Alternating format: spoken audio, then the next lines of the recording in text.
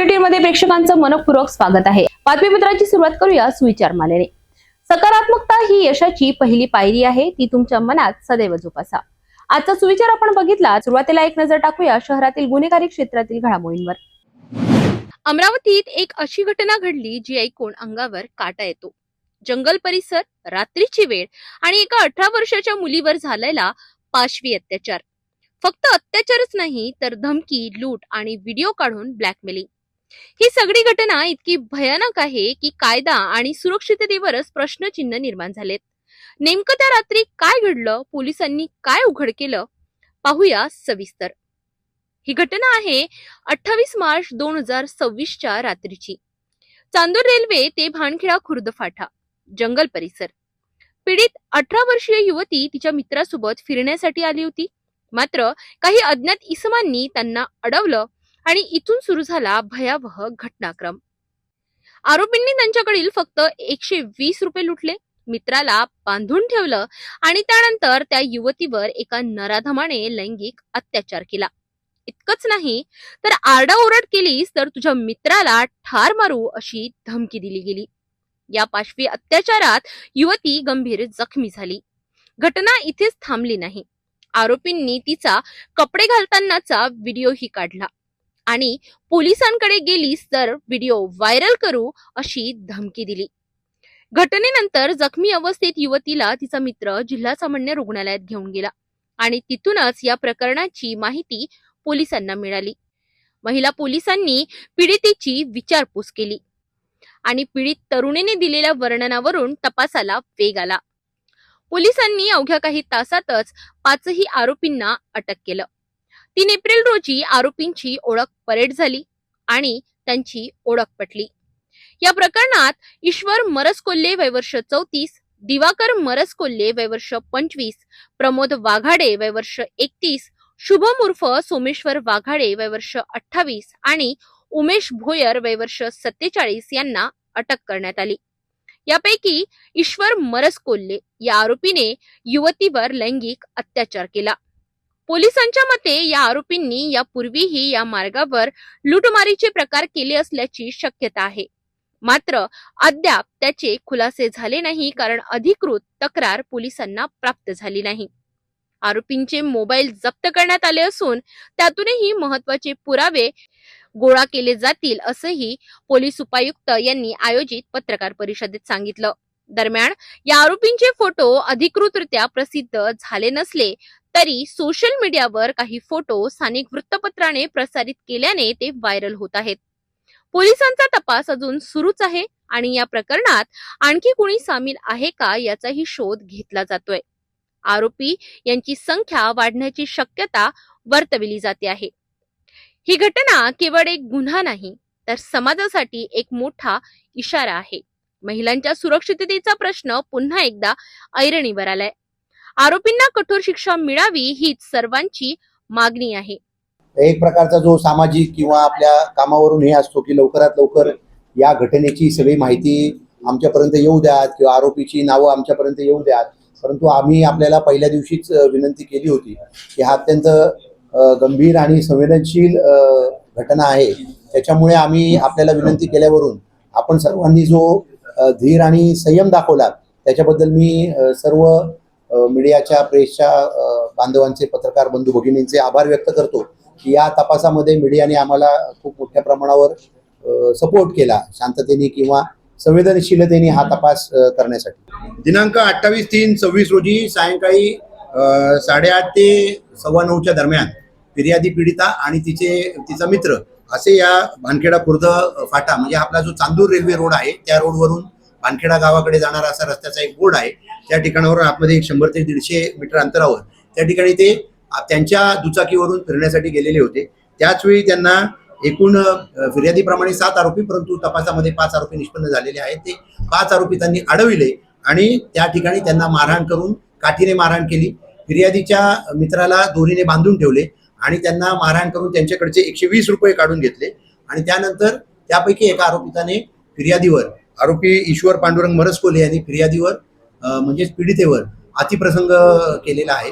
या प्रकरणी रेजरपुरा पोलीस ठाण्यामध्ये कलम 189 CR नंबर 189/2026 कलम 70(1), 77, 127(2), 351(2), 310(2) भारतीय न्याय संहिताप्रमाणे गुन्हा दाखल करण्यात आलेला होता।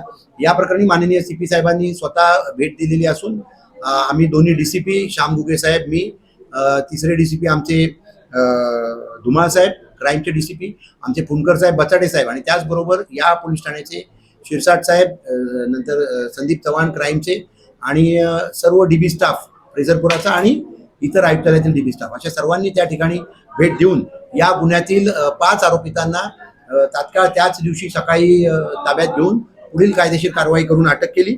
या आरोपीने तिच्यावर अतिप्रसंग केल्यानंतर ती कपडे घालत असताना पुन्हा तिला धमकी दिली की व्हिडिओ काढला आणि धमकी दिली की आम्ही जर तू हे कुठे सांगितलंस पोलिसांना किंवा पालकांना तर आम्ही तुझा हा व्हिडिओ सार्वजनिक करून तुझी बदनामी करू, अशा पद्धतीची धमकी दिली। त्यावरून पोलीस ठाण्यात गुन्हा दाखल करण्यात आला होता। या प्रकरणी सर्व 5ही आरोपींना ईश्वर पांडुरंग मरसकोल्हे, दिवाकर श्रीकृष्ण मरसकोल्हे, प्रमोद नारायण वाघाडे, शुभम सोमेश्वर वाघाडे आणि उमेश बेनीराम भोयर अशा 5 आरोपितांना ताब्यात घेण्यात आलेले असून त्यांच्यावर अटकेची कारवाई करण्यात येऊन पुढील तपास फ्रेझरपुरा पोलीस ठाण्याच्या अधिकाऱ्यांनी केलेला आहे। या प्रकरणी गुन्ह्यातील वापरलेले हत्यारं, मोबाईल, दुचाक्या या जप्त करण्यात आलेल्या आहेत आणि त्याचबरोबर आरोपितांची जी ओळख परेडची कारवाई आहे ती सुद्धा माननीय मॅजिस्ट्रेटकडून पूर्ण करण्यात आलेली आहे। या प्रकरणी आरोपी आणि फिर्यादी हे एकमेकांना अनोळखी होते। फिर्यादीसाठी ते आरोपी अनोळखी असल्यामुळे ओळख परेडची कारवाई करणं गरजेचं होतं, जो की कायद्यातील एक महत्वाचा पुराव्याचा जो आहे प्रकार आहे। त्यामुळे आम्ही आरोपींची नावं ही आज जाहीर केली।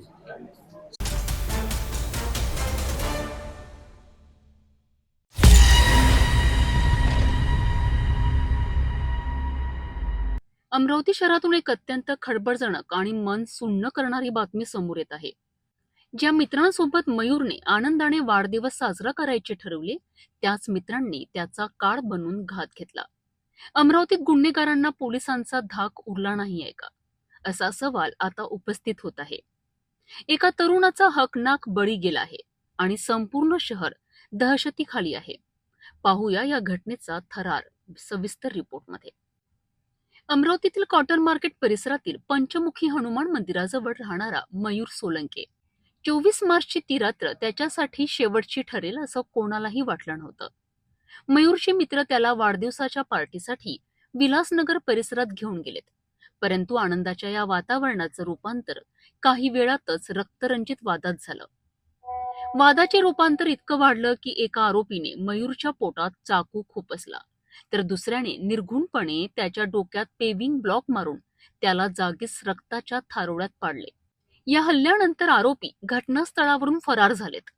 मयूरला गंभीर अवस्थेत आधी खासगी रुग्णालय, नंतर इरविन आणि शेवटी PDMC रुग्णालयात हलविण्यात आलं। मात्र 10 दिवसांच्या मृत्यूशी झुंजीनंतर 3 एप्रिलच्या रात्री मयूरने अखेरचा श्वास घेतला। मयूरच्या मृत्यूची बातमी वाऱ्यासारखी पसरली आणि नातेवाईकांचा संयम सुटला। गाडगेनगर पोलीस ठाण्यावर जमावाने धाव घेत आरोपींच्या अटकेची मागणी केली। 4 एप्रिलला अंत्ययात्रेदरम्यान वातावरण अत्यंत तणावपूर्वक होते। नागरिकांची पोलिसांशी हुज्जत झाली, मात्र सिटी कोतवालीचे ठाणेदार कोटनाके यांनी परिस्थिती संयमाने हाताळली। परिस्थितीचे गांभीर्य ओळखून DCP श्याम घुगे, DCP गणेश शिंदे यांनी घटनास्थळी धाव घेतली। कडक पोलीस बंदोबस्त आणि QRT पथक तैनात करण्यात आले होते। सुरक्षेसाठी चौधरी चौक ते वालकट कंपाऊंड रस्ता वाहतुकीकरिता बंद करण्यात आला होता। या प्रकरणात आतापर्यंत 2 आरोपींना अटक करण्यात आली असून 3 आरोपी अजूनही फरार आहेत। पोलीस त्यांचा कसून शोध घेत आहेत। मयूर सोलंकेच्या हत्येने अमरावती पुन्हा एकदा हादरली आहे।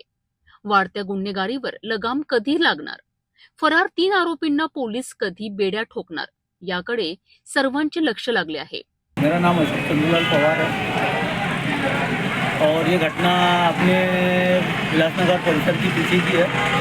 जो घटना में इनके दोस्ताने वाले थे, जैसा बिहारी विश्वकर्मा और उनका एक भांजा, ये ज़बरदस्ती इनको घर से उठा के लेके गए कि भाई चल आज उसका बर्थडे है, उसको अपन पार्टी करेंगे।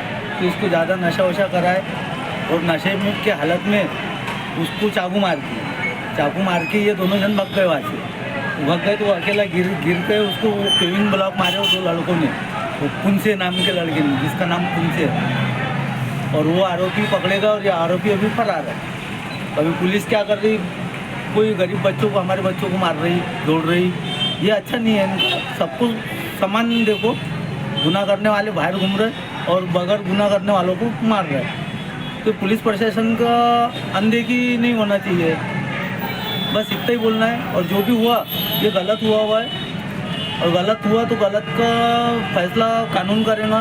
उसके बीच में हम लोग सबको शांति बनाए रखने का संदेश देंगे कि सब शांत रहो और सब अच्छे से रहो। आरोपी पकड़े गए, फरार है? आरोपी अभी मेरे को लगता है 3 पकड़े गए और बाकी के फरार, मेन फरार है।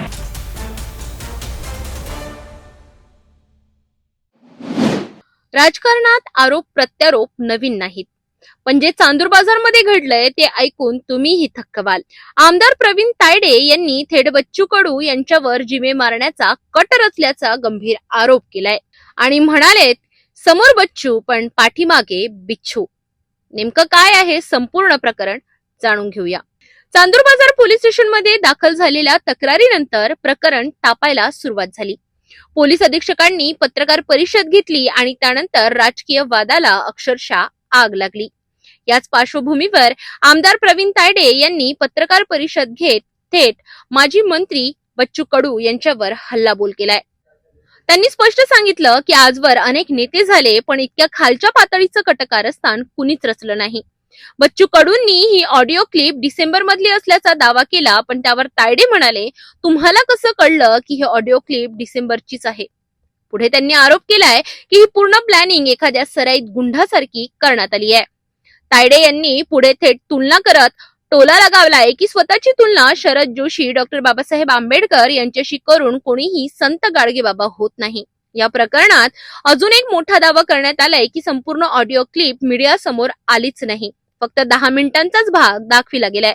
कदाचित भीतीपोटी पूर्ण क्लिप दाखविली नाही असा थेट आरोप आमदार प्रवीण तायडे यांनी केलाय। भावनिक होत त्यांनी सांगितलं की ही गोष्ट उघडकीस आली नसती तर माझ्या भावाचं आणि कुटुंबाचं काय झालं असतं। विकास कामांवरूनच त्यांनी जोरदार पलटवार केलाय। मी 1.5 वर्षात जे केलं ते मागील 20 वर्षात झालं नाही आणि याच मुद्द्यांवर त्यांनी बच्चू कडू यांच्यावर निशाणा साधत म्हटलं, जर तुम्ही 20 वर्षात काम करू शकले नाहीत तर अजून तुम्हाला किती वर्ष लागणार। याच वेळी त्यांनी गंभीर आरोप करत म्हटलंय की माझ्या कुटुंबाला टार्गेट का केलं जातंय? मला 80,000 मतदारांनी निवडून दिले, तुमची नाराजी माझ्यावर नाही तर त्यांच्यावर असली पाहिजे। तायडे यांनी आणखी एक दावा केला आहे की ही ऑडिओ क्लिप बच्चू कडू यांचीच आहे आणि याबाबत मी 100% खात्रीने सांगतो। तसेच त्यांनी बच्चू कडूंवर आरोप केलाय की समोर बच्चू पण कामं बिच्छू सारखी। दरम्यान आमच्या प्रतिनिधींनी प्रश्न विचारला असता की बच्चू कडू यांनी या सर्व आरोपांना फेटाळत हे शेतकरी आंदोलन थांबविण्यासाठीचं कटकारस्थान आहे असं म्हटलंय। यावर उत्तर देत असताना तायडे यांनी सांगितलं की सरकारने कधीच आंदोलनं थांबविली नाही, हे आरोप पूर्णपणे खोटे आहेत। आता या संपूर्ण प्रकरणात आमदार प्रवीण तायडे मुख्यमंत्री यांच्याशी चर्चा करणार असल्याचंही त्यांनी सांगितलं आणि गरज पडल्यास सुरक्षा मागणार असल्याचं यावेळी आयोजित पत्रकार परिषदेमध्ये त्यांनी स्पष्ट केलंय। माझ्या चुलत भावाला संपवण्याचं कटकारस्थान होतं। मी अशा सारख्या राजकारणाला मी जेव्हापासून ही क्लिप ऐकली तेव्हापासून मी भीतीतच होतो, परंतु त्याची रीतसर माझ्याकडे जे मुख्य स्रोत होता त्या क्लिपचा तो जोपर्यंत आला नाही तोपर्यंत मी कुणालाही सांगितलं नाही। SP साहेबांकडे गेलो आणि मला म्हटलं असं असं आहे, मला रिपोर्ट द्यायचा आहे।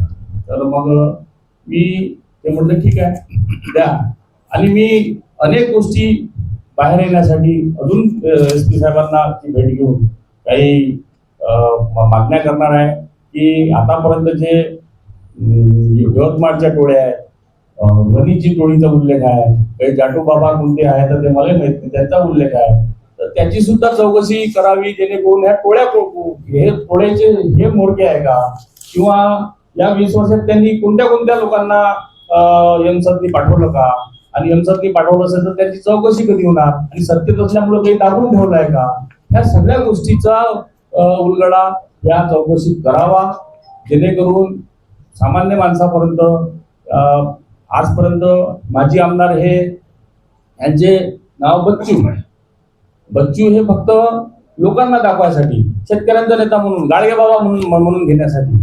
परंतु इकडे दुसरं नाव बिच्चू म्हणून असल्यासारखं आहे, जे फक्त माझ्यासारख्या त्यांच्या विरोधात असणाऱ्या कार्यकर्त्यांना डसण्याचं काम करतात, मारण्याचं काम करतात आणि असं षडयंत्र रचण्याचं काम करतात. म्हणजे एकीकडे बच्चू, एकीकडे बिच्चू. तर ह्या सगळ्या गोष्टी तुमच्या निदर्शनात, तुमच्या माध्यमातून सामान्य जनतेच्या निदर्शनास आल्या पाहिजे. शादी और ब्याह की शुरुआत आराधना साड़ी के साथ। Aradhana wholesale shopping mall, L2 Bijland complex, Nandgaon Peth, Amravati, Jawahar road, Amravati. यवतमाळतील हृदयद्रावक घटना. शेतात काम करत असलेल्या दाम्पत्यावर कोसळली वीज, पत्नीचा जागीच मृत्यू, पती गंभीर जखमी. निसर्गाचा हा क्रूर कहर पाहूया सविस्तर. यवतमाळ जिल्ह्यातील पुसद तालुक्यातील कुंभारी शिवार, हनुमाननगर परिसर, शेतात कापूस वेचणी सुरू होती.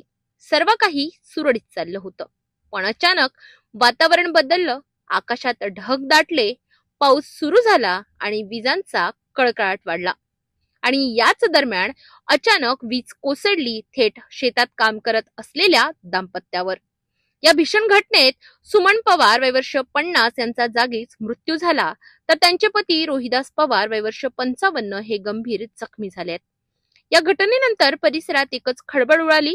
ग्रामस्थांनी तात्काळ घटनास्थळी धाव घेतली आणि जखमी रोहिदास पवार यांना तातडीने रुग्णालयात दाखल केलं. सध्या त्यांच्यावर पुसद येथे उपचार सुरू आहेत. ग्रामस्थांच्या तत्परतेमुळे त्यांचा जीव वाचवल्याचं सांगितलं जात आहे. पण या दुर्घटनेने संपूर्ण गाव शोकमग्न झालंय. एका क्षणात कुटुंबावर दुःखाचा डोंगर कोसळला.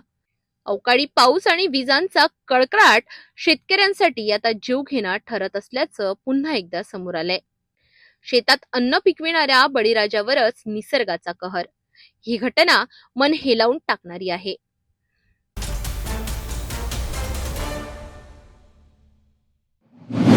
यवतमाळ जिल्हा गेल्या काही दिवसांपासून उष्णतेने हैराण झालेला परिसर. पण शुक्रवारी सायंकाळी अचानक हवामानात मोठा बदल झाला.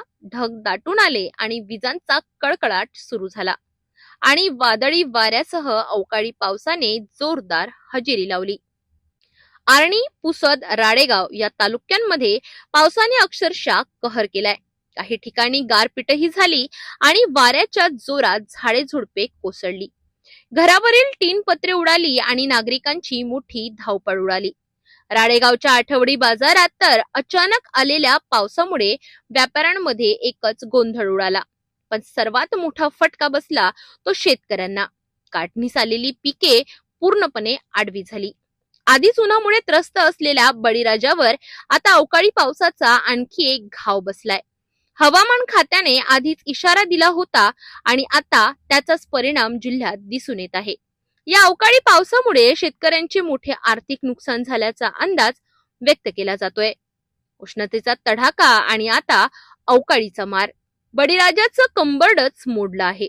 सरकारने तात्काळ पंचनामे करून मदत देणं गरजेचं आहे, नाहीतर शेतकरी आणखी अडचणीत सापडणार, अशा प्रतिक्रिया व्यक्त केल्या जात आहे.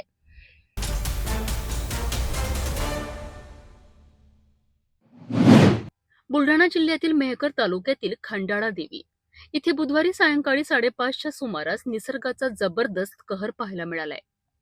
वादळी वाऱ्यासह मुसळधार पाऊस आणि विजांचा कडकडाट सुरू असतानाच गावातील महावितरणाच्या डीपीवर थेट वीज कोसळली. या प्रचंड प्रहारामुळे ट्रान्सफॉर्मर पूर्णपणे जळून खाक झालाय. परिणामी संपूर्ण गावाचा वीज पुरवठा खंडित झालाय आणि शेतकऱ्यांना तब्बल 24 तास अंधारात रात्र काढावी लागली. सुदैवाची बाब म्हणजे या दुर्घटनेत कोणतीही जीवितहानी झाली नाही. परंतु त्यावेळी गावात हनुमान जयंतीचे धार्मिक कार्यक्रम सुरू असल्यामुळे गावकऱ्यांना मोठा त्रास सहन करावा लागला. या संकटाच्या वेळी गावाचे सरपंच रतन पाटील मागमाले यांनी तात्काळ पुढाकार घेतला. त्यांनी नवीन ट्रान्सफॉर्मर उपलब्ध करून देण्याकरिता प्रशासनाशी संपर्क साधला. दरम्यान महावितरणाचे कर्मचारी संतोष देशमुख आणि त्यांच्या सहकाऱ्यांनी घटनास्थळी दाखल होत तातडीने काम सुरू केलेत. अखेर गुरुवारी नवीन ट्रान्सफॉर्मर बसवण्यात आला आणि गावाचा वीज पुरवठा पुन्हा सुरळीत करण्यात आला. या तातडीच्या कारवाईमुळे ग्रामस्थांनी समाधान व्यक्त करत सरपंच आणि महावितरण कर्मचाऱ्यांचे आभार मानलेत.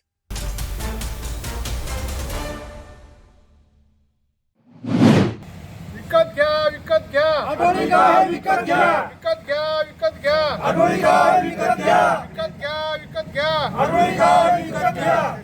वाशिम जिल्ह्यातील अडोळी गाव इथे शेतकऱ्यांचा संयम आता संपला आहे.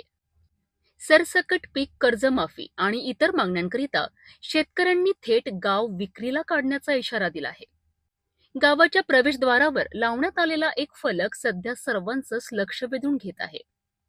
मुख्यमंत्री साहेब, आमचं अडोळी गाव आणि शेत जमीन विकत घ्या, अन्यथा आमच्या मागण्या मान्य करा, नाहीतर आम्हाला सामूहिक इच्छा मरणाची परवानगी द्या. हा फलक केवळ शब्द नाही तर शेतकऱ्यांच्या वेदनेचा आक्रोश आहे.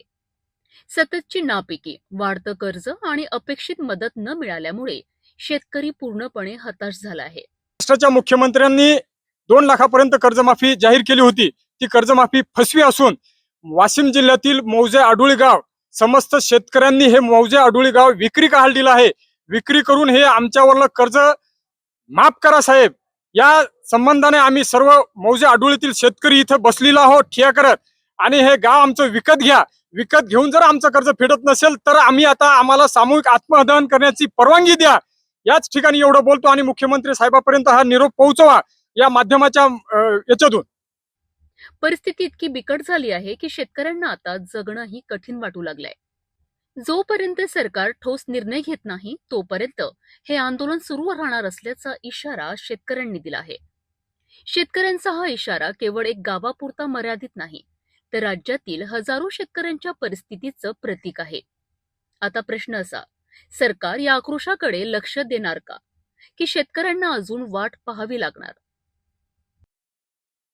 मी राजेंद्र रामचंद्र खोलगाडे आडोळी येथील रहिवासी शेतकरी असून या ठिकाणी एक विचार करतो की माननीय जे मुख्यमंत्री साहेब आहेत यांनी या ठिकाणी कर्जमाफीची आश्वासन दिली होती, पण ती पुरी नाही झाली. शेतकऱ्याच्या तोंडाले पानं पुसण्याचा विचार झालेला आहे. आणि जे काही मंत्री आहेत बावनकुळे यांनी या 2 दिवसापूर्वी सांगितलं की ज्या शेतकऱ्याच्या पुढे 4 चाकाची गाडी असेल, 2 चाकाची गाडी असेल, त्यांना कर्जमाफी होणार नाही. तुम्ही सांगा साहेब, शेतकऱ्यांनी आयुष्यात गाडी कधी घ्यायची? घर बांधायचं नाही का? त्यांनी पक्क्या घरात राहायचं नाही का? अहो, जे काही मोठमोठे काही उद्योगपती आहेत त्यांना तुम्ही कर्ज देण्याच्या वेळेस असे निकष लावता का? आणि या ठिकाणी नेमके ते का लावलेत?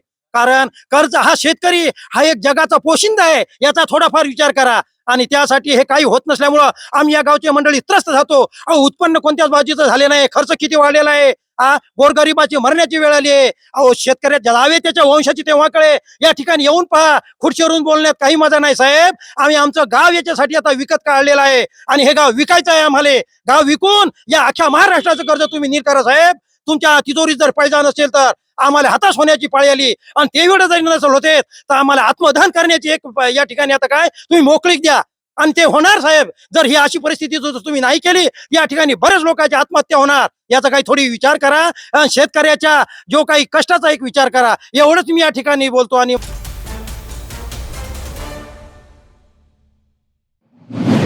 वाशिम जिल्हा, मानोरा, मंगरुळपीर आणि कारंजा तालुक्यांमध्ये निसर्गाने पुन्हा एकदा थैमान घातलं आहे. वादळी वाऱ्यासह झालेल्या अवकाळी पावसाने आणि गारपिटीने शेतकऱ्यांच्या मेहनतीवर पाणी फिरलं आहे. विशेषतः कांदा बीज पिकाचं अतोनात नुकसान झालं आहे. साहेबराव गोरे, राहणार सोनखास. काल रात्री झालेल्या पावसामुळे, गारा आणि वारं पाण्यामुळे कांदा आणि जे मागच्या साईडचा जे गहू आहे एवढं नुकसान झालं की ते काहीच कामाचं राहिलेलं नाही. त्याच्यासाठी शासनानं याच्यावर काहीतरी मदत द्यावी आणि ताबडतोब पंचनामे करून द्यावेच, मात्र असं म्हणजे वाऱ्यावर सोडू नये, हे असं आमची विनंती आहे शासनाकडे.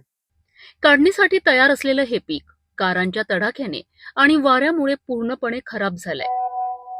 शेतकऱ्यांना या कांदा बीजातून चांगलं उत्पन्न मिळण्याची अपेक्षा होती, परंतु अवकाळी पावसाने सगळं चित्र बदलून टाकलंय. आता शेतकरी पूर्णपणे हतबल झाला आहे. रमेश गोवे, माझ्या शेतात बिजवाई 3 एकर बिजवाई कांदा आहे. तरी कालच्या गारपिटीमुळे का पाण्यामुळे 50% वर नुकसान झालेलं आहे. तरी शासनाने पंचनामा करून जास्तीत जास्त आर्थिक मदत द्यावी ही विनंती.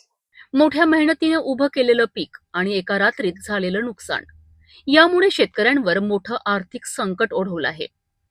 शेतकऱ्यांनी प्रशासनाकडे तात्काळ पंचनामे करून आर्थिक मदत देण्याची मागणी केली आहे. प्रश्न असा आहे की दरवर्षी अवकाळी पावसामुळे नुकसान होत असताना शेतकऱ्यांना वेळेवर मदत का मिळत नाही. मी ज्ञानेश्वर हनुमान गोरे सोनखास येथील शेतकरी असून काल रात्री वादळ, वारा, पाऊस, गारपीट यामुळे फळपिके, कांदा पिके व भाजीपाला पिके यांचं प्रचंड नुकसान झालेलं आहे. तरी शासनाने तात्काळ या गोष्टीचे दखल घेऊन प्रशासनाला पंचनामा करण्याचे आदेश देऊन शेतकऱ्याला सरसकट भरीव मदत देऊन आर्थिक हातभार लावा अशी प्रशासनाकडे एक शेतकरी म्हणून माझी एक विनंती आहे. शादी और ब्याह की शुरुआत आराधना साड़ी के साथ. Aradhana wholesale shopping mall L2 Bijland complex Nandgaon Peth Amravati Jawahar road Amravati.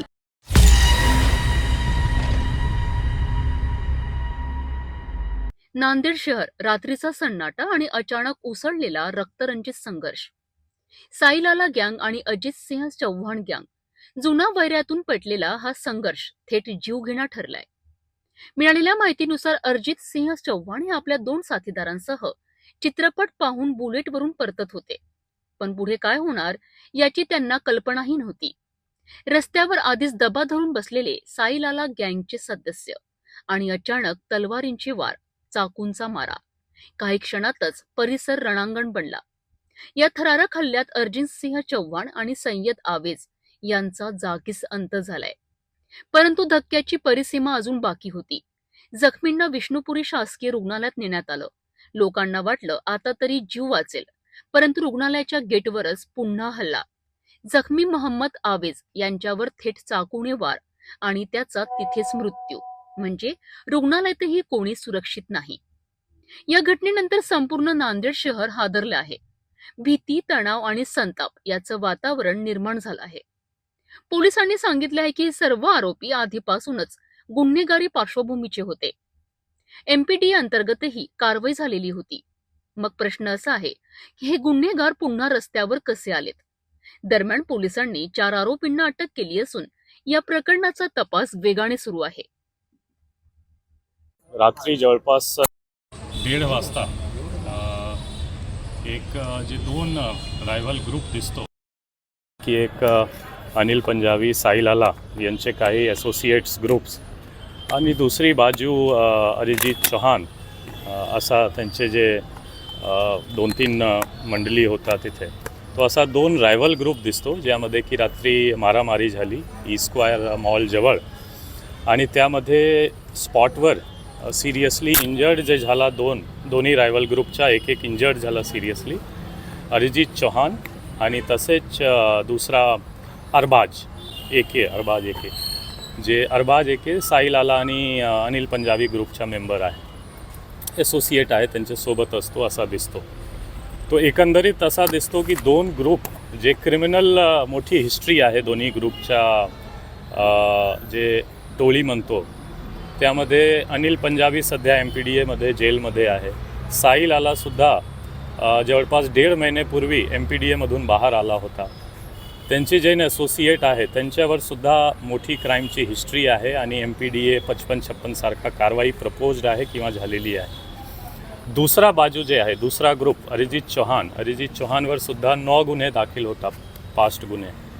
त्यांच्यासोबत जे एक आरोपी जे आम्ही अरेस्ट पण केलेला आहे, इंजर्ड आहे, त्यांच्यावर सुद्धा MPDAची कारवाई झाली होती, 2025मध्ये बाहेर आला होता. तो एकंदरीत दोन्ही गँगवर मोठी क्राईम हिस्ट्री आहे आणि पोलीस करून जे स्ट्रॉंगेस्ट पॉसिबल प्रतिबंधक कारवाईसुद्धा झालेला होता MPDA आणि हद्दपार सारखा.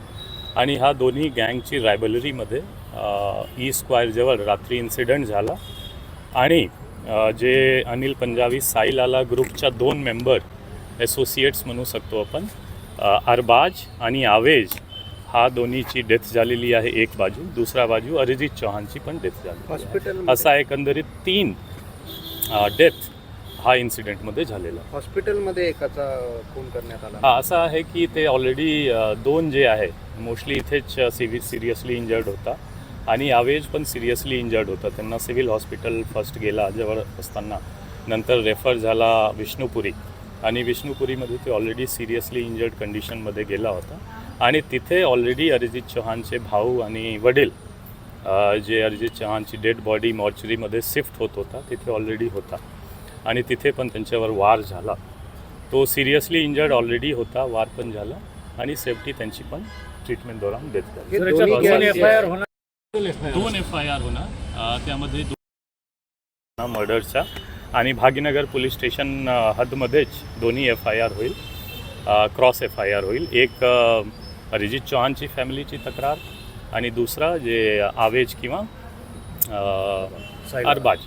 अरबाज हा दोन्हीपैकी एक FIR फिर्याद घेऊन आपण FIR करणार. हॉस्पिटलमधल्या इन्सिडेंटचा FIR होणार का? हॉस्पिटलच्या इन्सिडेंट काय आहे, आपण स्टार्ट ऑफ इन्सिडेंट जर बघू तो भाग्यनगर पोलीस स्टेशन ज्युरिस्डिक्शन आहे जिथे इंजुरी झाली आणि सबसिक्वेंट इव्हेंट तिथे आहे, म्हणून आपण स्टार्ट ऑफ जे इन्सिडेंट आहे ते बघतो आणि तो पण FIR भाग्यनगर पोलीस स्टेशन. दोन्ही जे गँग आहेत ते धुरंधर चित्रपट पाहून निघाले होते अशी माहिती. दोन्ही गँग नाही, फक्त 3 जे अरिजित चौहान आणि त्यांच्यासोबत 2 लोक, हा एक बुलेट गाडीवर गेला होता आणि मूव्ही बघून ते बाहेर आला होता आणि ते जवळपास 1 ते 1.5 वाजे जे शो कंप्लीट होतो त्या वेळ जे आहे त्याच्याच दौरान हा इन्सिडेंट झालेला आहे. काय आरोपी ताब्यात आहेत सर? जवळपास आपण 4 आरोपी आतापर्यंत ताब्यात घेतलेला आहे.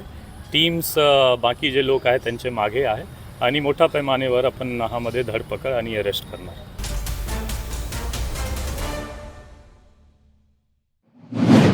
स्मशान घाटाजवळ सापडली नग्न अवस्थेतील डेड बॉडी आणि पुढे उघड झाला थरकाप उडविणारा कट. फक्त गाडी चालविण्याच्या हौसेसाठी घेतला एका व्यक्तीचा जीव. नागपूर हादरविणाऱ्या या प्रकरणाचा धक्कादायक खुलासा. नागपूर शहरातील वाडी परिसर, लावा स्मशान घाट, दावड रोड इथे पोलिसांना एका अज्ञात व्यक्तीचा मृतदेह सापडला, तोही नग्न अवस्थेत. या घटनेने परिसरात एकच खळबळ उडाली. पोलिसांनी तात्काळ गुन्हा दाखल करून तपास सुरू केला आणि सुरू झाला operation murder mystery. CCTV footage तपास, तांत्रिक विश्लेषण, गुप्त माहिती या सर्वांच्या आधारे पोलिसांनी तपासाची चक्रे वेगाने फिरवली आणि अवघ्या काही तासात मोठा खुलासा झाला. नंदनवन भागातून 3 आरोपींना पोलिसांनी ताब्यात घेतलं. हे तिन्ही आरोपी कॉलेज विद्यार्थी, इंजिनिअरिंग 2nd इयरचे. पण या तरुणांनी असा भयंकर गुन्हा का केला? मिळालेल्या माहितीनुसार त्यांना गाडी चालविण्याची प्रचंड हौस होती, पण त्यासाठी त्यांनी थेट गुन्ह्याचा मार्ग निवडला. मृतक व्यक्तीला एकटं पाहून त्याच्यावर हल्ला करून त्याची हत्या करण्यात आली. पुरावे नष्ट करण्यासाठी मृतदेहाचे कपडे फेकून देण्यात आले, मोबाईल आणि इतर वस्तू लपविण्यात आला आणि मृतदेह स्मशान घाटाजवळ टाकून आरोपी पसार झाले. मात्र पोलिसांनी या तिघांनाही पकडून गुन्ह्याचा पर्दाफाश केला. पोलिसांच्या या वेगवान कार्यवाहीमुळे एक गंभीर गुन्हा उघडकीस आला. फक्त हौस आणि त्यासाठी घेतला जीव. ही घटना समाजासाठी मोठा इशारा आहे. तरुणाई कोणत्या दिशेने जात आहे हा प्रश्न आता गंभीर झालाय.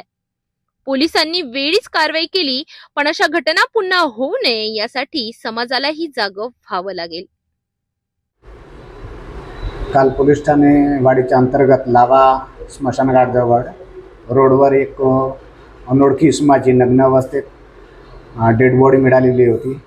त्या अनुषंगाने आम्ही तत्काळ गुन्हे शाखा युनिट 1चे पथक आम्ही घटनास्थळी भेट देऊ समांतर तपास सुरू केला.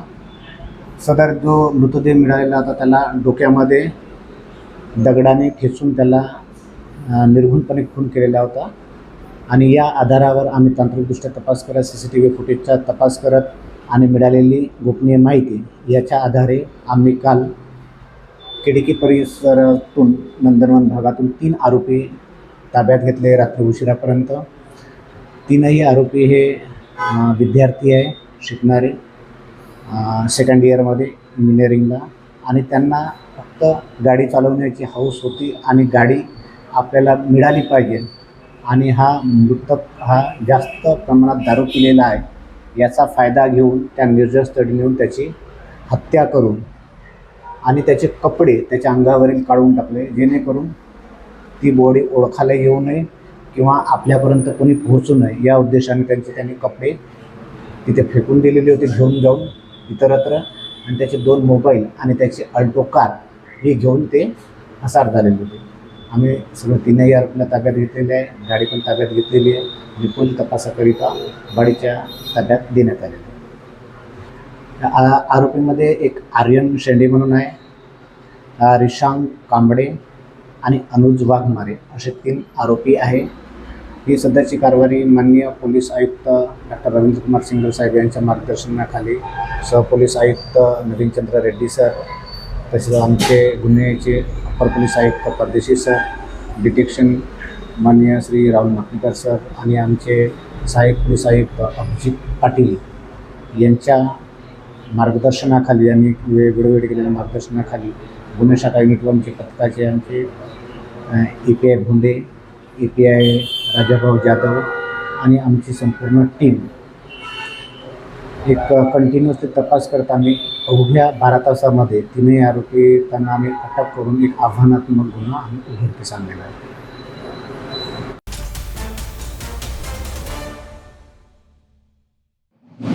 मानवतेला काळिंबा फासणारी घटना. नागपुरात अल्पवयीन मुलावर अत्याचार, धमक्या देऊन गप्प बसविण्याचा प्रयत्न. ही घटना ऐकून संताप अनावर होईल. सविस्तर माहितीनुसार नागपूर शहरातील नंदनवन परिसर इथे एका 15 वर्षीय अल्पवयीन मुलासोबत घडलेली अमानवी घटना समोर आली आहे. गौरव वासनिक, वय वर्ष 45, याच्यावर गंभीर आरोप करण्यात आले आहेत. आरोपीने एका अन्य अल्पवयीन मुलाच्या मदतीने गेल्या काही दिवसांपासून पीडित मुलाला त्रास दिल्याची माहिती समोर आली आहे. इतकंच नाही तर आरोप आहे की आरोपीने मुलासोबत जबरदस्तीने अनैसर्गिक कृत्य केलं. या घटनेनंतर आरोपीने पीडिताला कुणाला सांगितलं तर जीव घेईन अशी धमकीही दिली होती. या भीतीमुळे मुलगा गप्प होता. मात्र अखेर ही बाब समोर आली आणि परिसरात संतापाची लाट उसळली. पोलिसांनी तत्काळ कारवाई करत गौरव वासनिकला ताब्यात घेतलंय. या प्रकरणामुळे नागपूर शहरात संताप आणि भीतीचे वातावरण निर्माण झाले. अशा प्रकारच्या घटना समाजासाठी अत्यंत घातक आहेत. अल्पवयीन मुलांवर अत्याचार करणाऱ्यांना कठोरात कठोर शिक्षा व्हायलाच हवी. प्रशासनाने या प्रकरणात जलद गतीने कारवाई करून पीडिताला न्याय मिळवून देणं गरजेचं आहे, अशा प्रतिक्रिया नागरिकांकडून व्यक्त केल्या जात आहे. अल्पवयीन मुलगा आहे, त्याचं वय 13 वर्ष आहे. त्याच्यावर लैंगिक अत्याचाराची घटना घडलेली होती. त्या अनुषंगाने सदर अत्याचार करणारे जे इसम आहेत ते इसमांना ताब्यात घेण्यात आलेले आणि त्यांना मान्य न्यायालयासमोर हजर करण्यात येऊन त्यांचा 2 दिवसाचा पोलीस कस्टडी रिमांड घेण्यात आलेला आहे. सदर यामध्ये पोक्सो आणि भारतीय न्याय संहितेचे अन्वये गुन्हे दाखल आहेत. यामध्ये पोक्सो आणि त्या अनुषंगाने असल्याने आरोपीचे जे नाव आहे ते सध्या आम्ही डिस्क्लोज करू शकत नाही. तपासानंतर आम्ही आपल्याला सांगू.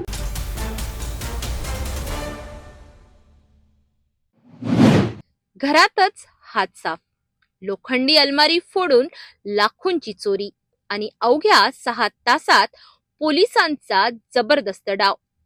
सविस्तर माहिती. शहरातील एका घरात घडलेली धक्कादायक चोरी. सकाळी 9 वाजता महिला झोपेतून उठली आणि समोरचं दृश्य पाहून तिच्या पायाखालची जमीन सरकली. घरातील लोखंडी अलमारी उघडी आणि आत ठेवलेला लाखोंचा ऐवज गायब. मिळालेल्या माहितीनुसार फिर्यादीच्या पतीचा गाडी दलालीचा व्यवसाय असून व्यवसायातील रोख रक्कम घरातील अलमारीत ठेवली जात होती. पण त्या दिवशी रोख तब्बल 2,80,000 आणि सुमारे 8 ग्रॅम सोन्याचे मंगळसूत्र असा एकूण 3,30,000 रुपयांचा मुद्देमाल गायब झाला. अज्ञात चोरट्याने घर फोडून हा सगळा माल लंपास केला होता. घटनेनंतर तात्काळ पोलीस ठाण्यात तक्रार दाखल करण्यात आली आणि इथून सुरू झाला पोलिसांचा ऑपरेशन हंट. परिसरातील सीसीटीव्ही कॅमेरे तपासण्यात आले, तांत्रिक विश्लेषण करण्यात आलं आणि अवघ्या 6 तासात आरोपीचा शोध लावण्यात पोलिसांना यश आलं. आरोपीला अटक करून त्याच्याकडून संपूर्ण चोरीचा मुद्देमाल जप्त करण्यात आला. ही धडाकेबाज कारवाई पोलीस उपायुक्त राहुल मदने आणि शिवप्रसाद पारवे यांच्या मार्गदर्शनाखाली करण्यात आली. तसेच अरुण क्षीरसागर आणि अझहर शेख यांच्या टीमने ही कार्यवाही पार पाडली. पोलिसांच्या या तत्परतेमुळे नागरिकांनी समाधान व्यक्त केलं. चोरी झाली पण पोलिसांनी गेमच पालटला. अवघ्या 6 तासात आरोपींना बेड्या ठोकत चोरीस गेलेला माल परत मिळविला. 2 तारखेच्या रात्री साधारण 3 ते सकाळी 9च्या दरम्यान आश्रिया रफिक खान सतरंजीपुरामध्ये राहणारे आहे, त्याच्या घरामध्ये चोरी झाल्याची माहिती मिळाली. सदर चोरीमध्ये 2,80,000 रोख रक्कम तसेच 8 ग्रॅमचे मंगळसूत्र चोरी गेल्याचं, असा एकूण 3,30,000 रुपयाचा मुद्देमाल चोरी गेल्याची माहिती प्राप्त झाली. सदर माहिती प्राप्त झाल्यानंतर DB पथकातील पोलीस हवालदार उमाकांत आणि त्यांच्या टीमने तात्काळ आजूबाजूच्या परिसरातले CCTV तपासले, माहिती घेतली आणि 6 तासाच्या आत, महत्त्वाचं म्हणजे 6 तासाच्या आत आरोपी शिबू शेख आणि मोहम्मद अमान फैज या दोघांना अटक केलेली आहे. दोघांकडून 2 लाख रुपये रोख तसेच जे मंगळसूत्र होते 8 ग्रॅम सोन्याचं, असं 2.5 लाखाचा 70% मुद्देमाल हा जप्त केलेला आहे. दोघांना अटक करून 1 दिवसाची पोलीस कोठडी मिळालेली आहे. सदरची कामगिरी पोलीस हवालदार उमाकांत नागदेवे आणि त्यांच्या टीमने तसेच API Azhar Shaikh team incharge यांनी माननीय DCP आणि माननीय ACP साहेबांच्या मार्गदर्शनाखाली केलेली आहे.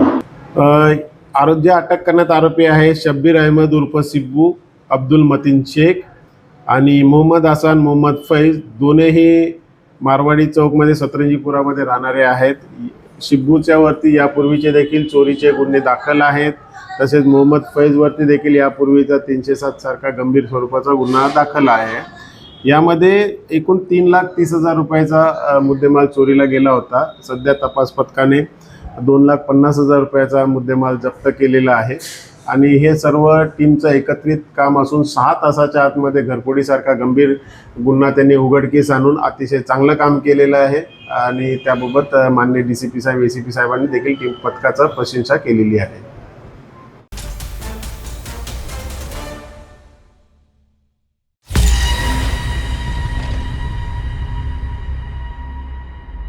वाशिम जिल्ह्यातील रिसोड शहर इथे सरकारी कामकाज करत असलेल्या एका कर्मचाऱ्यावरच हल्ला झाल्याची धक्कादायक घटना समोर आली आहे. SIR मॅपिंगचे काम करणारे BLO नवनाथ बोंडे यांना तिघांनी बेदम मारहाण केली आहे. मिळालेल्या माहितीनुसार नियमित कामकाज सुरू असताना अचानक काही व्यक्तींनी त्यांच्यावर हल्ला चढवलाय. या मारहाणीत नवनाथ बोंडे हे गंभीर जखमी झाले आहेत. त्यांना तातडीने वाशिम जिल्हा सामान्य रुग्णालयात दाखल करण्यात आले असून त्यांच्यावर उपचार सुरू आहेत. परंतु या घटनेमुळे एक मोठा प्रश्न निर्माण झाला आहे. सरकारी काम करणाऱ्या कर्मचाऱ्यांची सुरक्षा कुठे आहे? या घटनेनंतर SIR मॅपिंगचे काम करणाऱ्या इतर BLO मध्ये भीतीचे वातावरण निर्माण झाले आहेत. आज त्यांच्यावर हल्ला झाला, उद्या आमच्यावर होईल का, अशी भीती आता कर्मचाऱ्यांच्या मनात आहे. दरम्यान प्रशासनाकडे तात्काळ सुरक्षा पुरवण्याची मागणी करण्यात आली आहे. माझं नाव नवनाथ पांडुरंग बोंडे. मी प्रभाग क्रमांक 307 या ठिकाणी BLO म्हणून माझी ड्युटी चालू असतानाच मला त्या ठिकाणी एक व्यक्तीचा फोन आला की माझं त्या ठिकाणी नाव नोंदणी करायची आणि नाव नोंदणी करायची. तुम्ही त्याला बोललो की नेमकं तुझं नाव आज मला सांग, मी 2 मिनिटात तुला ऑनलाईन चेक करून सांगतो.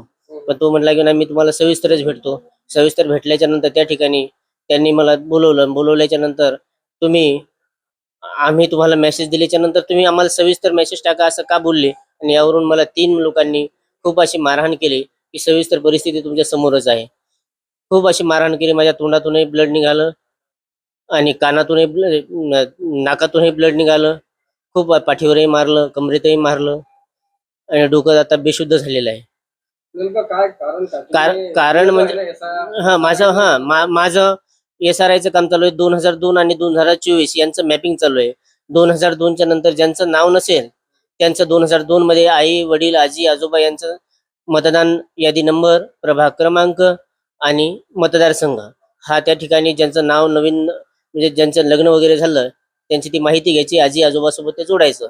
हे माझं काम झालेलं आणि ही माहिती प्रत्येकाकडे अवेलेबल नसल्यामुळं लोकांनी नंबर घेतात आणि मेसेज करतात, सर तुम्हाला मी या नंबरवरती मेसेज करतो. मारहाण कुठं झाली? मारहाण डॉक्टर गवळी साहेबाच्या घराच्या दवाखान्याच्या समोर. हा लोणी फाटा ते बस स्टँड रोड, डॉक्टर गवळी यांच्या दवाखान्याच्या समोर. तक्रार वगैरे केली? तक्रार वगैरे आता SDO मॅडम, तहसीलदार मॅडम आणि BLO ते तिथं पोलीस स्टेशनला ठीक मानलेलं आहे. त्यांनी त्यांच्या पद्धतीने त्यांनी तक्रार वगैरे केली नाही केली. मला इकडे रेफर करायला सांगितलं, मला त्याची काय आयडिया नाही.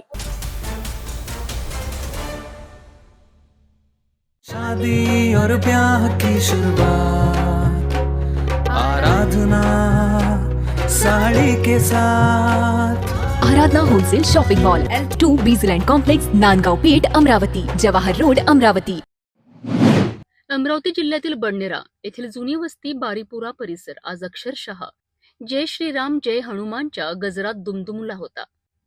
हनुमान जयंती निमित्त येथे एक अनोखी आणि थरारक परंपरा पार पडली आहे. एकट्या हनुमान भक्ताने भरगच्च भाविकांनी भरलेल्या तब्बल 9 बंड्या ओढल्यात. ही परंपरा गेल्या जवळपास 100 वर्षांपासून सुरू आहे.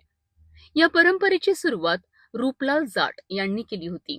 आजही ही परंपरा तितक्या श्रद्धेने पुढे चालू आहे. बारीपुरा येथील हनुमान मंदिरापासून रेल्वे फाटकापर्यंत जवळपास 500 मीटर अंतर, आणि हे संपूर्ण अंतर एकट्या भक्ताने 9 बंड्या ओढत पूर्ण केलंय. या बंड्यांमध्ये भाविकांची मोठी गर्दी होती. तरीही भक्ताने अतूट श्रद्धा आणि शक्तीच्या जोरावर हा पराक्रम पार पडलाय. विशेष म्हणजे हा भक्त सलग अनेक वर्ष ही परंपरा निभावत आहे. यंदा त्याचा 3रा वर्ष असल्याची माहिती समोर आली आहे. या थरारक सोहळ्याला पाहण्याकरिता हजारो भाविकांनी गर्दी केली होती. सकाळी भव्य मिरवणूक काढण्यात आली. त्यानंतर हनुमान मंदिरात कीर्तन, गोपाळकाला आणि महाप्रसादाचे आयोजन करण्यात आले. इतक्या मोठ्या गर्दीमुळे पोलीस बंदोबस्तही तैनात करण्यात आला होता. पोलीस निरीक्षक सुनील चव्हाण यांच्या मार्गदर्शनाखाली सुरक्षा व्यवस्था ठेवण्यात आली होती.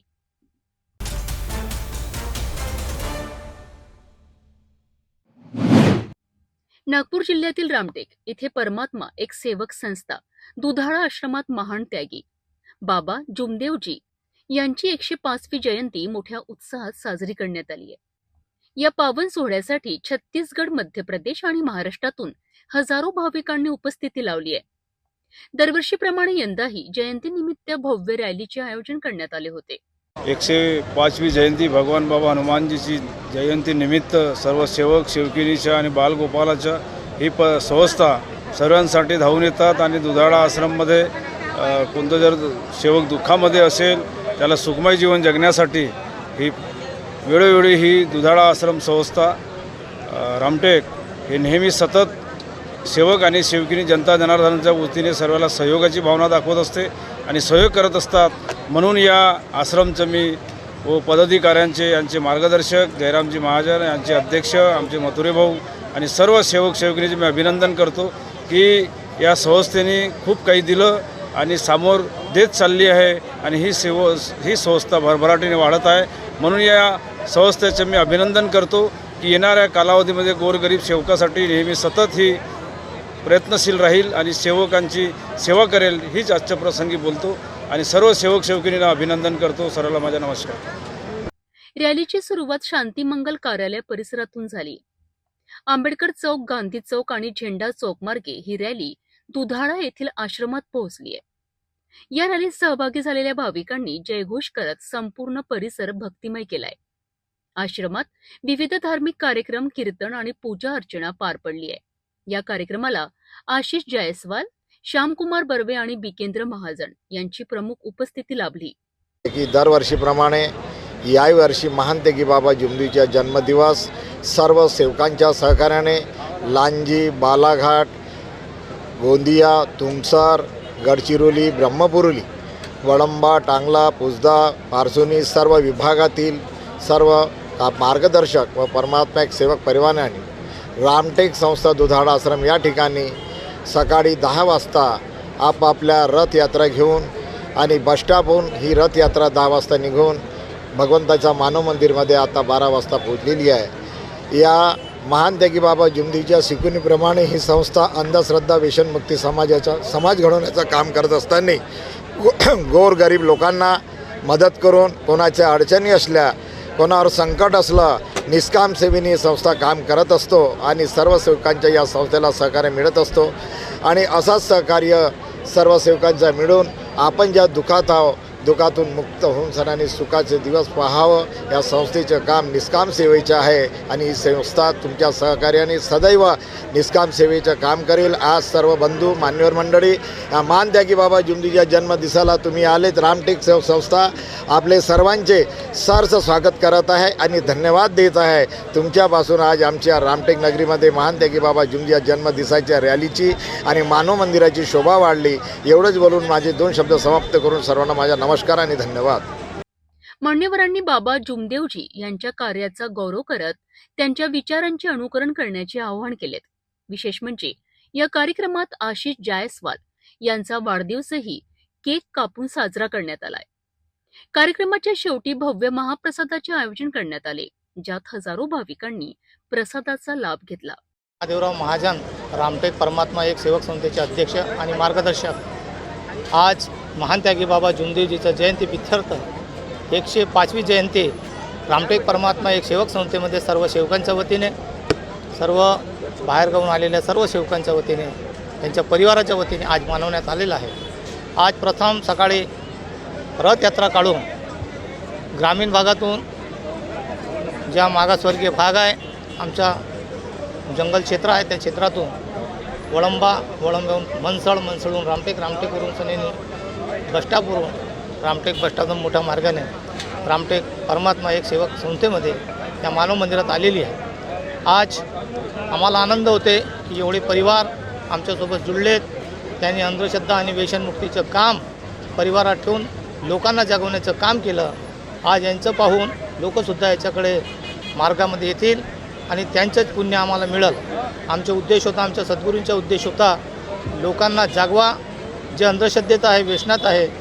आपण ज्याप्रमाणे सुखी झालो अंधश्रद्धेतून त्याचप्रमाणे लोकांनासुद्धा व्यसनातून आणि अंधश्रद्धेतून दूर करा आणि त्यांचंही जीवन सुखमय करा असं पुण्याचं कार्य आमच्या सद्गुरूंनी आम्हाला दिलं। आम्ही त्यांचा जन्मदिवस या माध्यमाने मानवतो आणि आम्हाला आनंद आहे की असं कार्यक्रम आम्हाला सद्गुरूंनी दिलं। हे आमच्याला खूप भाग्याची गोष्ट आहे। नमस्कार।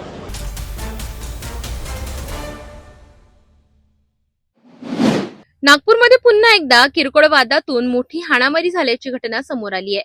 फक्त रागाने पाहिलं या कारणावरून 2 गट आमने सामने आले आणि परिसरात तणाव निर्माण झाला। नेमकं काय घडलं तर नागपूर शहरातील 5 पावली परिसरात रागाने पाहिलं या किरकोळ कारणावरून 2 गटांमध्ये जोरदार हाणामारी झाली। मिळालेल्या माहितीनुसार या 2 गटांमध्ये या आधीपासूनच वाद सुरू होता। मात्र 4 एप्रिल रोजी सायंकाळी 6:30 वाजताच्या सुमारास हा वाद पुन्हा चिघळला आणि त्याचे रूपांतरण थेट हाणामारीत झाले। या घटनेमुळे परिसरात काही काळ भीतीचे वातावरण निर्माण झाले।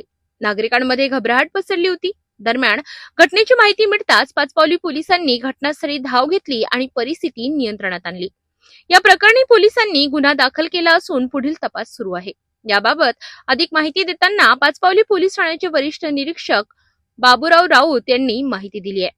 अगदी बरोबर आहे। काल 2:45 ते 3 वाजताची दरम्यानची घटना आहे। बीट मार्शलला माहिती मिळाली, आम्ही पण प्रत्यक्ष ऐकून आम्ही स्पॉटवर गेलो। तोपर्यंत मारामारी सुरूच होती। 2 गटात सिद्दीकी परिवार आहे, शकील अहमद सिद्दीकी वेल्डिंगचे दुकान व इतर दुकान आहेत। त्याच्या बाजूला दुसरा गॅस रिपेअरिंग आणि चप्पल दुकान, दुसरं अहमद सिद्दीकी। त्या 2 गटामध्ये जुन्या वाद होता। एक ईदगाह प्लस फुटपाथची जागा हॉकर झोन या अनुषंगाने बरेच दिवसात त्यांच्यात भांडणं सुरू आहेत। NIT NNMCच्या प्रकरण वाद सुरू आहे। तसेच गॅस दुरुस्तीवाल्याला गॅस रिपेअरिंग करतो म्हणून या लोकांनी काही माहिती द्यायची आणि काल नमाज झाल्यानंतर 2:30-3 वाजताच्या दरम्यान त्यांनी घोरून बघितलं। त्या कारणावर एक दोन करता दोन्ही परिवार आपसात भिडले। दोन्ही परिवार हाताबुक्कीने, दंड्याने, लोखंडी राडणे असे मारहाण करून एक दुसऱ्याला गंभीर जखमी केले। अशा तक्रारीवरून शकील अहमदच्या सिद्दीकीच्या तक्रारीवरून मुख्तार सिद्दीकी यांच्या पार्टीचे 10 आरोपी आहेत, त्याच्यात महिला पण आहेत। तसेच मुख्तार सिद्दीकीच्या रिपोर्टवरून यांचे शकील अहमद सह 14 आरोपीवर गुन्हा दाखल करण्यात आलेला आहे। सध्या 3 आरोपी ताब्यात आहे आणि प्रत्येक आरोपीला आपण ताब्यात घेऊन विचारपूस करून गुन्ह्यात अटक करून तपास करीत आहे. एक पार्टीचा तपास PSI जाधव करत आहे आणि दुसऱ्या अपोजिट पार्टीचा तपास API खंडारे हे करत आहे.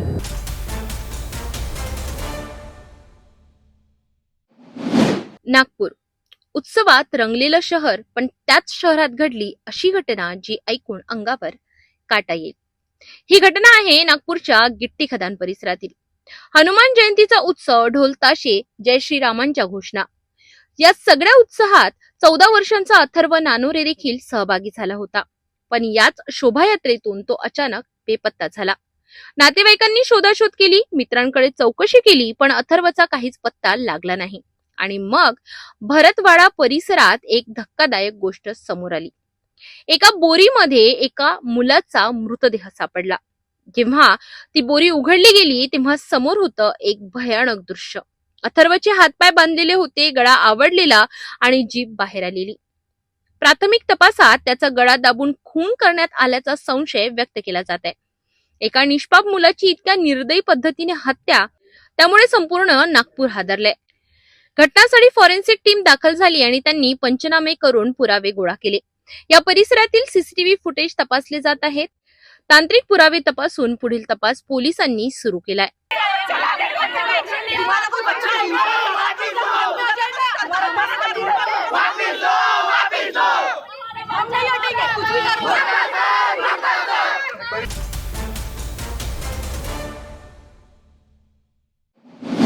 नागपूरमध्ये पुन्हा एकदा महिलांच्या सुरक्षिततेचा प्रश्न ऐरणीवर आला आहे. नोकरी देण्याच्या आमिषाने एका तरुणीला हॉटेलमध्ये बोलावलं आणि त्यानंतर जे घडलं ते धक्कादायक आहे. सविस्तर माहितीनुसार नागपूर शहरातील गणेशपेठ पोलीस ठाण्याच्या हद्दीत एक गंभीर प्रकार उघडकीस आला. तक्रारदार तरुणीच्या म्हणण्यानुसार काटोल रोड परिसरात राहणारा मनोज प्रेमनाथ हेमराजानी, जो कार शोरूम व्यवसायाशी संबंधित आहे, याने तिला नोकरी देण्याची आमिष दाखवत संपर्क साधला. यानंतर आरोपीने तिला घाट रोडवरील सिल्वर नेस्ट हॉटेलमध्ये बोलाविले. पीडिता आपल्या 2 मैत्रिणींसह हॉटेलमध्ये पोहोचली. आरोप आहे की आरोपीने त्यांना आपल्या रूममध्ये नेले आणि तिथे पोहोचताच अशोभनीय वर्तन सुरू केलं, तसेच जबरदस्तीने स्पर्श करण्याचा प्रयत्न केला. या प्रकारामुळे घाबरलेल्या मैत्रिणींनी आरोपीला समजाविण्याचा प्रयत्न केला, परंतु परिस्थिती हाताबाहेर जात असल्याचे लक्षात येताच दोन्ही मैत्रिणी बाहेर पडल्या. यानंतर पीडितेने तात्काळ आपल्या मित्राला फोन करून घटनास्थळी बोलाविले. दरम्यान पीडितेने दरवाजा उघडण्यासाठी आवाज दिला आणि काही वेळातच ती बाहेर आली. घटनेची माहिती मिळताच डायल 112 वरून पोलिसांना कळविण्यात आले. पोलिसांनी घटनास्थळी येऊन चौकशी सुरू केली. मात्र पीडितेचा आरोप आहे की या प्रकरणात गंभीर कलमे न लावल्याने आरोपीवर कठोर कारवाई झाली नाही. त्यामुळे महिलांच्या सुरक्षेबाबत आणि पोलिसांच्या कार्यपद्धतीवर प्रश्नचिन्ह उपस्थित झाले आहेत. जी पीडित मुलगी आहे तिच्या रिपोर्टवर पोलीस स्टेशन गणेशपेठेत गुन्हा दाखल करण्यात आला आहे. त्यामध्ये इथे यातील जो आरोपी आहे मनोज प्रेम हेमराजानी, राहणार काटोल रोड, यांचं कार शोरूमचं दुकान आहे. त्यांनी यातील जी पीडित आहे हिला फोन केला होता काल आणि तिला म्हटलं होतं की तुला ऑनलाईनचा जॉब करायचा आहे का. तर तिने होकार दिल्यानंतर त्यांना सिल्वर नेस्ट येथे बोलवले. पीडित जी मुलगी होती हिने आपल्यासोबत 2 मैत्रिणींना ती घेऊन आली होती. जेव्हा हे घाटरोडवरील सिल्वर नेस्ट ह्या हॉटेलमध्ये आले तेव्हा तो घ्यायला तो खाली आला आणि त्यांना वरती घेऊन गेला. तेव्हा त्यांनी त्या ऑनलाईन जॉबविषयी बोलणी सुरू केली. पण त्याचमध्ये त्यांनी यातील जी पीडित आहे तिला वेगवेगळ्या भागामध्ये टच करण्यास सुरुवात केली. टच करण्यास सुरुवात केल्यानंतर तिला ते आवडलं नसल्याने आणि त्यात त्यांनी ते हरकत घेतल्यानंतर तिथून त्या हॉटेलमधनं त्यांनी 112वर कॉल करून पोलिसांना बोलून घेतलं. आरोपीला सोबत आणलं व पीडित मुलीच्या फिर्यादीवरनं पोलीस स्टेशन गणेशपेठ येथे गुन्हा दाखल करण्यात आलेला आहे व पुढील तपास सुरू आहे.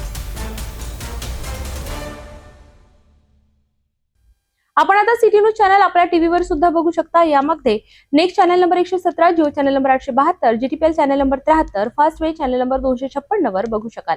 आता अमरावती जिल्ह्यानंतर विदर्भ आणि महाराष्ट्राचे दर्शक घरबसल्या आपल्या केबल टीव्हीवर सिटी न्यूजच्या बातम्या पाहू शकाल. त्यात Chhatrapati Sambhajinagar next set top box number 14, Yavatmal set top box number 12, Washim set top box number 26, Nanded setup box number 17, Mahur setup box number 7, Akola RRC setup box number 899. लवकरच आम्ही आपल्यापर्यंत पोहोचणार आहोत. जर आपल्या टीव्हीवर सिटी न्यूज चॅनल दिसत नसेल तर आपण आपल्या केबल ऑपरेटरशी संपर्क साधावा. आपण सिटी न्यूज केबल व्यतिरिक्त YouTube, फेसबुक, इंस्टाग्राम आणि ट्विटरवर सुद्धा बघू शकता. याकरिता आमच्या सोशल मीडिया अकाउंट्सला सबस्क्राईब करा, फॉलो करा, लाईक करा. YouTube अकाउंट सबस्क्राईब करण्यासाठी सबस्क्राईब बटनला क्लिक करा आणि बेल आयकॉन दाबायला विसरू नका, कारण सर्वात आधी समाचार आपल्यापर्यंत पोहोचणार आहेत. तसेच सिटी न्यूजचे फेसबुक पेज लाईक करा, इंस्टाग्राम आणि ट्विटर हँडल फॉलो करा. आपण व्हॉट्सअपवर सुद्धा सूचना देऊन न्यूज प्राप्त करू शकता. व्हॉट्सअप नंबर खाली स्क्रीनवर येतो आहे. हे बातमीपत्र एवढ्यावरच थांबूया. पुन्हा भेटूया नवीन घडामोडींसोबत. तोपर्यंत नमस्कार. हर खबर पर पैनी नजर, हर मुद्दे पर सटीक वार, यही है सिटी न्यूज की पहचान। जहाँ सच्चाई की आवाज दबाई जाती है वहाँ सिटी न्यूज उठाता है सवाल। हर स्क्रीन पर, हर प्लेटफॉर्म पर हमारी मौजूदगी बोलती है। सिटी न्यूज हमेशा सच के साथ।